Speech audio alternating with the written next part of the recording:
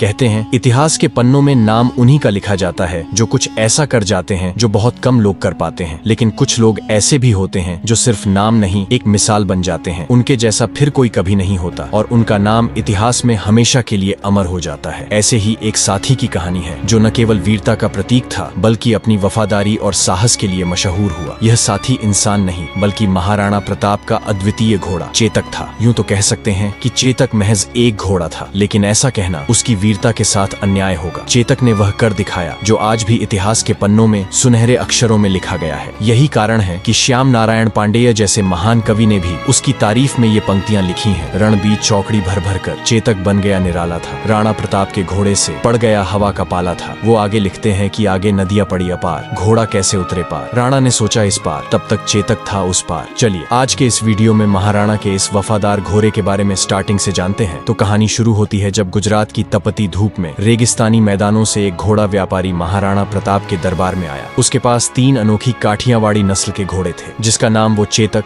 त्राटक और अटक बोलता था। व्यापारी ने अपने तीनों घोड़ों पर गर्व करते हुए कहा, महाराज ये घोड़े अद्वितीय हैं, वफादारी और ताकत में सबसे ऊपर। आपके जैसे वीर राजा के लिए ये अनमोल साथी बन सकते हैं। महाराणा प्रताप ने शांत होकर कहा, ये तो मैं मानूंगा ही नहीं जब तक खुद न देख लूं। दिखाओ ये घोड़े वफादार और बहादुर कैसे हैं। व्यापारी ने मुस्कुराते हुए अटक को चुना, उसके पैरों को मोटी रस्सियों से बांध दिया ताकि वह हिल भी न सके और कुछ दूर जाकर एक अजीब तेज आवाज निकाली। आवाज सुनते ही अटक की आंखों में ज्वाला जल उठी। उसे ऐसा लगा जैसे उसका मालिक संकट में हो। वह अपने मालिक की आवाज सुनकर जैसे पागल हो गया था। उसने पूरी ताकत से रस्सियां तोड़ने की कोशिश की मगर रस्सियां टूटने के बजाय उसके पैर ही शरीर से अलग हो गए और खून बहने लगा। पर अटक अपने स्वामी तक पहुंचने का प्रयास करता रहा तब तक जब तक उसकी आंखें हमेशा के लिए बंद नहीं हो गईं। महाराणा प्रताप इस दृश्य को देख स्तब्ध रह गए। उन्होंने अपने जीवन में ऐसा अद्वितीय साहस और वफादार घोड़ा कभी नहीं देखा था। इस अविश्वसनीय दृश्य के बाद महाराणा प्रताप ने तुरंत व्यापारी से चेतक और त्राटक दोनों घोड़ों को खरीद लिए। तभी दरबार में खड़े महाराणा के छोटे सौतेले भाई शक्ति सिंह की भी नजरें उन घोड़ों पर टिकी थीं। उनके मन में भी एक वफादार घोड़े रखने की इच्छा थी। महाराणा प्रताप अपने छोटे भाई की इच्छा समझते हुए चेतक को अपने पास रख लिया और त्राटक को उपहार स्वरूप शक्ति सिंह को दे दिया। धीरे धीरे चेतक महाराणा प्रताप का सबसे प्रिय साथी बन गया था। किसी ने ठीक ही कहा है कि अगर आप शेर के साथ रहोगे तो आप भी शेर की तरह बहादुर और शक्तिशाली बन जाओगे। चेतक भी महाराणा प्रताप के साथ रहकर धीरे धीरे उन्हीं की तरह शक्तिमान, तेज और महाबली बन गया था। वह महाराणा को पहाड़ों और घने जंगलों में इस तरह ले जाता मानो हवा से बात कर रहा हो। उसकी चाल में इतनी तेजी थी कि दुश्मन उसे पकड़ ही नहीं पाते। महाराणा भी चेतक को अपने पुत्र के समान मानने लगे और चेतक भी महाराणा के प्रति अटूट निष्ठा और प्रेम दिखाने लगा। धीरे धीरे समय तेजी से बीतने लगा और फिर आया हल्दी घाटी का युद्ध, जहां पर मुगल सेना लगभग 1 लाख सैनिकों की विशाल ताकत के साथ युद्ध के मैदान में उतरी थी। इसके मुकाबले में महाराणा प्रताप की सेना मात्र 20,000 सैनिकों की थी। इस विशाल संख्या के अलावा मुगल सेना के पास कई शक्तिशाली हाथी भी थे जो युद्ध में तबाही मचाने के लिए जाने जाते थे, लेकिन मेवाड़ की सेना के पास हाथियों की संख्या बहुत कम थी। ऐसे में महाराणा को अपने योद्धाओं और खासकर अपने घोड़ों पर ही पूरा भरोसा था। इस युद्ध में महाराणा प्रताप ने चेतक के माथे पर हाथी की नकली सूंड बांध दी थी ताकि वह युद्ध में मुगल सेना के हाथियों को धोखा दे सके। मुगल हाथी चेतक को देखकर उसे अपने बच्चे जैसा समझते थे और उस पर हमला नहीं करते थे। यह महाराणा की युद्ध रणनीति का एक महत्वपूर्ण हिस्सा था, लेकिन कुछ इतिहासकार यह भी कहते हैं कि मुगल सैनिकों को यह भ्रम होता था कि सामने से कोई हाथी धीरे धीरे उनकी ओर आ रहा है, लेकिन यह उनकी सबसे बड़ी भूल साबित होती थी। जैसे ही वे चेतक को हाथी समझकर धीमे होने की उम्मीद करते, चेतक बिजली की रफ्तार से हवा में दौड़ता हुआ मुगलों के बीच पहुंच जाता। उसकी गति इतनी तेज थी कि वह एक पल में ही युद्ध के एक छोर से दूसरे छोर तक पहुंच जाता और मुगलों को चकमा देते हुए उन्हें धूल चटा देता। इसी युद्ध ने चेतक को इतिहास के सुनहरे पन्नों में महान घोषित कर दिया, क्योंकि इस युद्ध में चेतक और महाराणा का साथ ऐसा था मानो दोनों एक दूसरे के विचारों को बिना कहे समझ लेते हों। चेतक न केवल महाराणा के इशारों को पढ़ लेता बल्कि उनकी सुरक्षा के लिए अपनी रणनीति खुद तैयार कर लेता था। इस युद्ध के मैदान में महाराणा ने अगला कदम सोचा भी नहीं होता, चेतक पहले ही उसका अंदाजा लगाकर उसे पूरा करने के लिए तैयार रहता था। चेतक की ताकत और सहन शक्ति की अंदाजा आप इससे लगा सकते हो कि वह महाराणा प्रताप के साथ 81 किलो का भाला, 72 किलो का छाती का कवच, 25-25 किलो की 2 तलवारें और खुद महाराणा का 110 किलो का वजन लेकर युद्ध भूमि में ऐसे दौड़ता मानो हवा को भी मात दे रहा हो। उसकी गति इतनी तेज थी कि दुश्मन उसकी चाल को पकड़ ही नहीं पाते थे। एक पल में वह एक ओर होता और अगले ही पल दुश्मनों के घेरे को चीरता हुआ दूसरी ओर पहुंच जाता। इस युद्ध में मानो चेतक आग उगल रहा था। तभी महाराणा प्रताप ने उसकी लगाम खींचते हुए कहा, चेतक आज हमें उस मान सिंह तक पहुंचना है। मैं यहाँ बता दूं कि मान सिंह इस युद्ध में मुगलों के सेनापति था। वह भी एक राजपूत था जिसके बुआ या आमेर के सहजादी हरकाबाई से अकबर ने शादी कर लिया था। चेतक ने महाराणा के शब्दों का मानो कोई उत्तर न दिया, बस एक झटका लिया और हवा से बातें करने लगा। अपने माथे पर बंधी नकली हाथी की सूंड के कारण मुगल सेना पहले ही भ्रम में थी। कोई समझ ही नहीं पा रहा था कि ये हाथी इतनी गति से कैसे आगे बढ़ सकता है। जैसे ही चेतक ने मुगल सेना की कतारों को भेदते हुए महाराणा को मान सिंह के करीब ला खड़ा किया, वह अपने पिछले पैरों पर खड़ा हो गया और अपने अगले दोनों पैरों को मान सिंह के हाथी के सिर पर टिका दिया। मानो चेतक के भीतर भी वही ज्वाला जल रही थी जो महाराणा की आंखों में थी। महाराणा प्रताप ने पूरी ताकत से अपनी भाला उठाई और मान सिंह की ओर निशाना साधा, लेकिन ठीक उसी क्षण मान सिंह हाथी के हौदे में छिपकर बच निकला, लेकिन उसका महावत मारा गया। फिर चेतक ने जैसे ही अपने पैर जमी पर रखने की कोशिश किया, तभी मान सिंह के हाथी की सूंड में बंधी तलवार से चेतक का एक पैर गंभीर रूप से कट गया। इसका फायदा उठाकर मुगलों ने महाराणा को चारों ओर से घेरने का प्रयास शुरू कर दिया। महाराणा भी युद्ध में लड़ते लड़ते अब बुरी तरह से घायल हो चुके थे और उनकी स्थिति गंभीर हो रही थी। इस नाजुक समय में झाला मन्ना, जो महाराणा प्रताप से काफी मिलते जुलते थे और लगभग उनकी जैसी कदकाठी रखते थे, तुरंत महाराणा के पास आए। उन्होंने कहा, महाराणा, आप इस युद्ध को छोड़कर चले जाएं, क्योंकि युद्ध तभी जीते जा सकते हैं जब राजा जीवित रहें। मेवाड़ को आपकी जरूरत है, आपका जीवित रहना अत्यंत आवश्यक है। महाराणा प्रताप पहले तो जाने में संकोच कर रहे थे, लेकिन चेतक की हालत देखकर उन्होंने अपना मुकुट और सिर से राज चिन्ह उतारकर झाला मन्ना को सौंप दिया। इसके बाद वे घायल चेतक पर चढ़कर रणभूमि से जंगल की ओर चल पड़े। इधर रणभूमि में मुगलों को भ्रम हो गया और उन्होंने झाला मन्ना को ही महाराणा समझकर उन पर हमला कर दिया। झाला मन्ना ने अद्वितीय साहस का परिचय देते हुए मुगलों का सामना किया और अपने प्राणों की आहुति देकर अंतिम क्षणों तक मुगलों को रोके रखा, ताकि महाराणा प्रताप सुरक्षित रह सकें और मेवाड़ की लड़ाई जारी रह सके। इधर चेतक अपने घायल पैरों के साथ महाराणा को मुगलों से दूर ले जाने के लिए पूरी ताकत से भाग रहा था। वह अपने घाव के दर्द से कराह रहा था, लेकिन उसकी गति में मानो कोई कमी नहीं थी। ऐसा लग रहा था जैसे वह अपने स्वामी को सुरक्षित रखने की जिद में हवा से बातें कर रहा हो। पीछे मुगलों का कुछ दल लगातार पीछा कर रही थी। तभी एक मुगल सैनिक ने चेतक के घायल पैर पर एक भला फेंका, जिससे चेतक की चोट और भी गंभीर हो गई। इसके बावजूद चेतक ने महाराणा को छोड़ने का नाम नहीं लिया और अपने अंतिम बल के साथ दौड़ता रहा। रास्ते में अचानक एक 26 फीट गहरा नाला आ गया। महाराणा के मन में एक पल को लगा कि अब शायद बचना मुश्किल है। यहीं पर श्याम नारायण पांडेय जी ये लाइन लिखते हैं कि आगे नदियां पड़ी अपार, घोड़ा कैसे उतरे पार। राणा ने सोचा इस पार, तब तक चेतक था उस पार, लेकिन तभी चेतक ने अपनी जिंदगी की सबसे बड़ी छलांग लगाई। अपने आखिरी प्राणों की ताकत से उसने वह नाला पार कर दिया और महाराणा को सुरक्षित दूसरी ओर पहुंचा दिया। मुगल सैनिक उस नाले को पार नहीं कर पाए, लेकिन चेतक की यह विशाल छलांग उसके लिए अंतिम साबित हुई, क्योंकि दूसरी ओर पहुंचते ही वह दर्द में टूटकर गिर पड़ा और वहीं महाराणा के गोद में अपना सर रखकर वीर गति को प्राप्त कर लिया। उसकी इस अंतिम बहादुरी ने महाराणा को मुगलों से सुरक्षित बचा लिया, क्योंकि पीछा करती मुगल सेना इस नाले को पार नहीं कर सकी। तभी अचानक आगे की जंगलों से घोड़ों की टापों की आवाज सुनाई दी। महाराणा ने जब देखा तो उनके सामने उनके सौतेले भाई शक्ति सिंह खड़े थे। शक्ति सिंह, जो हल्दी घाटी के युद्ध में महाराणा के खिलाफ मुगलों की ओर से लड़े थे, अपने बड़े भाई को संकट में देखकर अकबर के पक्ष को छोड़कर तुरंत उनकी सहायता के लिए दौड़ पड़े। उनकी आंखों में पश्चाताप की गहरी भावनाएं थीं। शक्ति सिंह ने महाराणा के पास आकर भारी स्वर में कहा, भैया मुझे माफ कर दो। महाराणा पहले ही चेतक की मृत्यु से दुखी थे। चेतक का यह बलिदान उनके लिए असहनीय था, लेकिन इतने कठिन समय में भी महाराणा ने अपने दिल के बोझ को भुलाकर शक्ति सिंह को क्षमा कर दिया। इस भावुक क्षण के बाद शक्ति सिंह ने महाराणा को अपना घोड़ा त्राटक दे दिया। जैसा कि मैं बताया था, त्राटक को महाराणा ने ही शक्ति सिंह को दिया था। फिर दोनों मिलकर चेतक की वही अंतिम संस्कार किए और उसके बाद महाराणा त्राटक पर बैठकर जंगल की ओर निकल गए। उम्मीद है चेतक की यह बलिदान की कहानी आपको पसंद आया होगा। अगर आप महाराणा प्रताप के बचपन के बारे में जानने में इंटरेस्टेड हो तो आप इस वाले वीडियो को जरूर देखें। चलिए फिर मिलते हैं ऐसे ही वीर लोगों की एक और कहानी के साथ। तब तक के लिए गुड बाय।